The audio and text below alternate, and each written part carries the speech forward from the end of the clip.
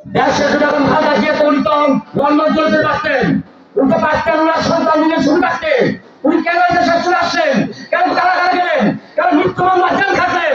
কেন নিজের জীবনকে শেষ করলেন? কেন পরিবারকে শেষ করলেন? সব দেশের মানুষের মুক্তির জন্য। এটা আমাদের মা বোনদের বুঝাবেন। উনি আপোষ করেন নাই। শেখ হাসিনা বারবার প্রস্তাব পাঠাইছেন, কথা জানেন, কিন্তু উনি আপোষ করছেন? করেন নাই।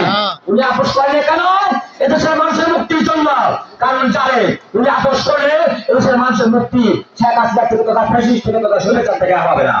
তাই সেই কার্যক্রমে, সেই পরিক্রমায় এদেশের ছাত্র জনতার গণবিক্ষোভের মাধ্যমে আবার নতুন একটা অন্তর্বর্তী সরকার হয়েছে। অর্থাৎ আমাদের আশা করছি আমরা জনগণের ভোটাধিকার আমরা ফিরে পাবো। রাখি যে ইনশাল্লাহ ফেব্রুয়ারিতে ভোট হবে। কারণ ফেব্রুয়ারিতে যদি এই নতুন সরকার যদি নির্বাচন না দেয় এদেশের কি হবে এটা কেউ জানে না। ওনারা কিছু এখন অনুমান করছেন, আশা করি নির্বাচন হবে।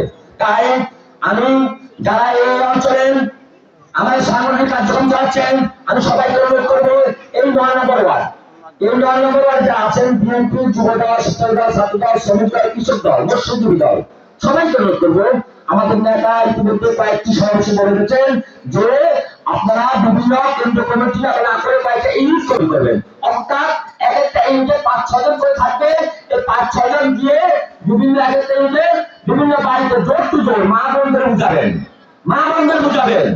এই মা বোনরা পরে আস্তে আস্তে আলগোল যাবে। এভাবে কয়েকটা ইউনিট করলে আমরা ভুল করে আমরা চক্রাকার আমরা সেভাবে নির্বাচনের কার্যক্রম শুরু করতে পারবো।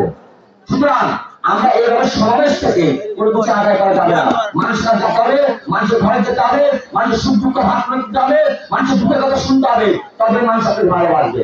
ভাই ত্যাগ আমরা সবাই করছি, কিন্তু জনগণের ত্যাগের কথা আপনাকে আগে বলতে হবে।